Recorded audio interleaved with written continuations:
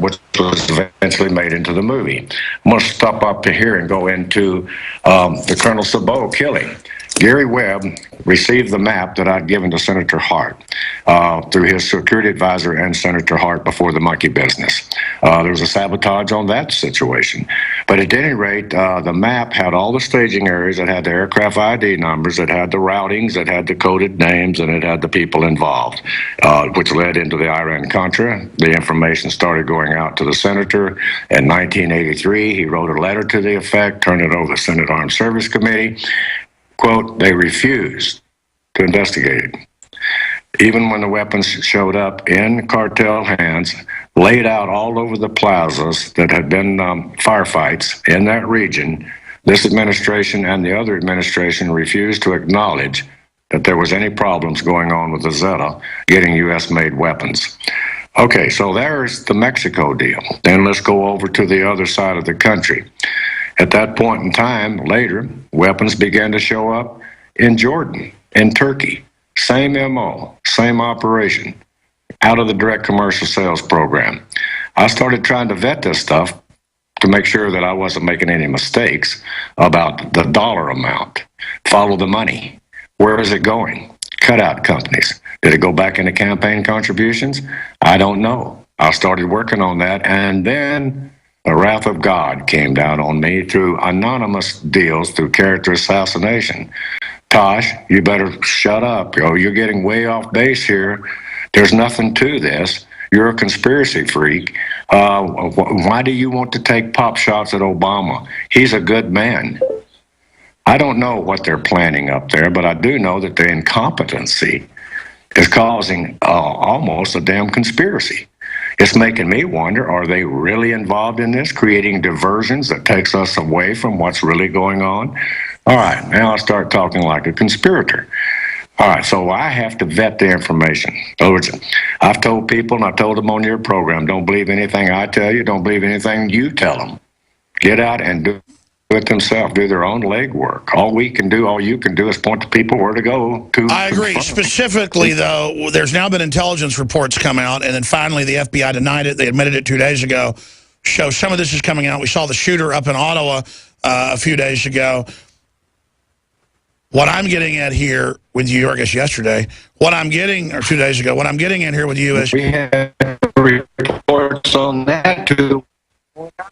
Yeah, your Skype cut out. Just specifically, what do you know about Islamicists in Mexico and U.S. training bases with them? Tell us what you know. Okay, I went in on a program, I think it was yours or Hagman, and then at that point in time, the intelligence report that there was an infiltration coming across in the flux of the children and all that kind of stuff, that they picked up, I think it was 9 Somalis, according to the Border Patrol, and these Somalis were filtered through Mexico, up through the porous border, between places like Antelope Wells, Columbus, Palomas, and the Juarez segment, which is a very desolate, remote area of the desert Southwest at the 3-foot fence down there. So now, was that happening? Okay. They said that these things, they were already staging in safe houses in Las Vegas, Houston, Texas, Atlanta, Georgia, and they were infiltrating through porous borders in McAllen and those areas down south through Lajitas, and all this intelligence through the task force out of Fort Bliss, Texas, went through proper channels. The person that I'm talking about was transferred to drone school to train before he went over to Afghanistan. He gets in Afghanistan and says, hey, man, the same operation's going on over here that was going on in Mexico. I'm saying, wait a minute, you're saying that we're putting guns in the Zetas' hands? He says, not direct. You know what? Okay, so anyway, they asked me at one time, this is 209-210, would I come down there and so they could show me something. So I went down and saw a warehouse, and I saw the warehouse packed full of stuff, and I even tried to take pictures of it and put tracking devices on the vehicles, which was all recorded by Narco News and Salem News. Mainstream media contacted me and said I was crazy, that there was nothing to it, and that's why they could not use it, and they had got that information from this administration. So then someone tells me, Mr. Plumlee, be very careful because the administration's out to get you. They're going to subpoena you. I said, okay, fine. I'll honor that subpoena. when someone else honors their subpoena or gets issued a subpoena, and I will stand side by side with that person and raise my right hand, and I will tell them, that committee, where this information come from, if that person would do likewise. Now, I blocked out the name there, but everybody knows who I'm talking about. I don't like to throw names out there, but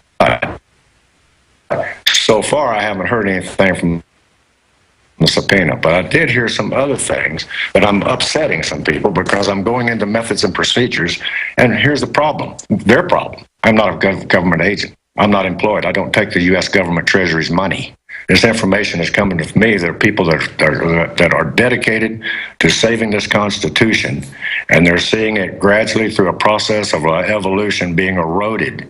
And it's being eroded by incompetent people put in strategic positions that stops the actual flow of intelligence that is needed in order to save this country's. Now, let's stop right there. You told Nico and others specifically, repeat what you told us about not just radical Islamists coming across the border, but a training base in Mexico. And did you... That's the reason I came down here. Well, we're bringing it up to date. The information I got, I'm still down here checking that out. I haven't released. I said, that's what I'm coming down here for. Here's the report. There's two training bases. One between out here in the desert Southwest in Chihuahua, which is directly between El Paso and Nogales, that area, Antelope Wells. It's very porous down there. I'm trying to get in touch with the Border Patrol right now to find out if they've had any reports of that. I do have a Border Patrol contact out of Santa Teresa, and he told me there's truth to that. However, I can't go out public at this point and say, I'm trying to get pictures. I'm trying to find out for sure. I'm trying to get next to the Marinos down there that are stationed in Palomas across from Columbus, New Mexico. In other words, they did a raid on a ranch here back in 2010, and it's recorded, and pictures of us shaking hands with the Border Patrol as the Mexican Marinos was raiding the ranch, and they found weapons there, U.S. weapons. Now, that was blocked out because, quote, national security. Sure, let me say this. Shelly Castile, who was a high-level DEA agent, Vietnam vet, Border Patrol before that, DEA, obviously you know who we're talking about, yes. Also a source for Gary Webb and others.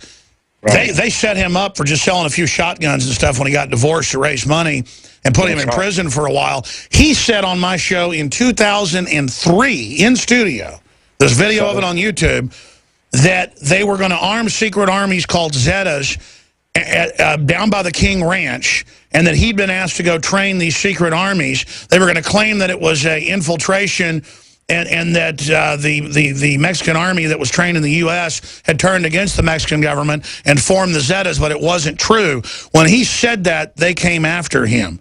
So now you're because I don't want to get this wrong, what I'd heard you were saying, because you were talking to the producers, and correct me if I'm wrong, is that there may be Islamicist training bases that the West is protecting in Mexico. We've seen that leaking out in the news that they supposedly have training camps. That's what the whole thing I'm down here for on this particular situation. But you haven't confirmed that. Well, wait a minute. Yes, okay, Sally was right on. In fact, some of us boys helped support him while he was in prison because he got a wrong deal. We're trying now to get his pension back from him because his information has proved to be 100%. Now, I'm going to go real fast and speed up here. Sally also knows about Hangar 3 because he ended up refueling one of our aircraft down there, and that's how I know Sally. And that goes back into Iran-Contra to the secret air base known as Santa Elena, Costa Rica, and known as Point West in Oliver North's notebook. So Sally has a long history, and that's sure. What you just said is absolutely right. They jumped on that man, and they discredited his deal and robbed his pension and ruined him. Now, he had also passed some of the same information to Gary Webb. Now, I'm going to get into the Gary Webb bill. Gary Webb received copies of the Gary Hart map. Also, there was a Marine colonel that allegedly committed suicide, but they say it was murder. Okay, get into all that kind of stuff. At one point, Webb had that, but Webb could not connect the dots. Webb was a damn good reporter. He could not connect the dots to where Sabot had direct contact that these drugs were coming in and being pilfered out of El Toro to the black community in L.A., basically Ricky Ross. I went to and talked to Maxine Waters and Ricky Ross' attorney, and I told him this the same night that Sally and Michael Rupert, who has also recently committed suicide, had challenged CIA Director Tosh at that particular point in time at the high school. I went on 6 o'clock news that night and said I didn't want to see a race riot started over this information. The dots had not been connected at that particular time. Webb did not use the Sabot story because he could not confirm it as being factual. That did not upset me, and it did not upset the other people. In fact, we supported Webb the best that we could. Nick Skoll turned around, took part of the Sabot story, Marine Colonel James Sabot, took his story, and he did an article, I Run Cocaine or Cocaine Airways, did a couple articles on me about my knowledge about El Toro and flying C-130s into El Toro to be offloaded with drugs and then reloaded to China Lakes with weapons and going down to the Contra. All right, that was also confirmed by Gary Webb and his security advisor, Bill Holden.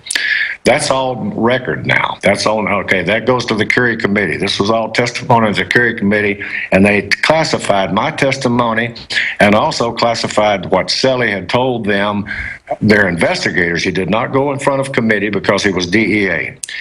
That information was confirmed, but yet they went after him on weapons that he sold. And in law enforcement, they exchange weapons all the time. Hell, we sell, shit, want to buy this one? Hell, no, I got this one. This is a good Smith & 40. This is a 9. This is a Ruger, you know. Oh, yeah, okay. Well, he just had a divorce. I remember he was having money troubles on my show trying to sell books. He went and tried to sell like 10 of his guns at a gun show in the divorce, and then they came and grabbed him. That's the way the ball goes. In other words, Sally made a bad mistake. Now, look at hindsight, so quarterbacking, yeah, he knows it. When he was in prison, I sent him money down there and helped him out. And we talked about it. And I told him, I said, Sally, you got to get out there public. And we're getting off on Sally, but this ties into Webb. Webb and also to Nick Skoll. The book, the article, I Run Drugs for Uncle Sam, was published in 1990, April of 1990, before Colonel Sabot was killed, and that map was recorded in that article. That article, through San Diego Reader, has now been made into a book. Not my book. I don't have nothing to do with it. Also, Gary Webb knew about all that because he was receiving information, because he was working on the Ricky Ross thing, but he could not connect the dots to prove definitely. And 2 months before he died, he called me and he said, I'm ready to come on your show. I want to put this stuff on the website. I've connected the dots. He called me and asked me, what should he do? And I hadn't talked to him in about 6 months. And I said, what do you mean? Okay, now, Nick, I'm not saying, okay, I'm not saying, on the Gary Webb thing, here's my position on that. Yes, he committed suicide, but he was programmed through the Merca things, and you can verify this through the Men Who Stared at Goats, that movie, because on the back scene of that trailer, the documentation is proving there from Merca, Mockingbird, and all these kind of things, or psychological warfare, sublimination, that can pressure until they can sublimate and make you do things to yourself that you normally wouldn't do. Now, that's my position. So you think they may have grabbed him and programmed him and then had him do it because... I think he was programmed a year before he did the act because he was gradually getting on to things that was best left unheard of. Okay, Rupert, same way. And also Sully Castile. And I'll tell you some other people out there as good people, DEA, Hector Bareilles, and Phil Jordan, the El Paso intelligence. Okay, they've got the whole story. The documentation was released to the committee, which turned right around and classified it committee secret, sensitive, top secret, and is still classified today. So here we are, the people that was involved in these ops, having to fight our own government to get our stories vetted and public in order to stop this money flow that's going into campaign contributions through the sale of illegal arms international. And that's still going on today, in my opinion. That's what I'm working on. That's why I have to come out here and let you people know this is what I'm working on before the fact. Otherwise, I'm going to go to a federal prison and be shut up, or I'm going to have an accident like Hastings and some of these other people. Now, okay, that makes Oh me yeah, they blew Hastings up. I even Okay. talked to his friends and family, and he was running from the feds when they killed him. Well, all right, there you are. I mean.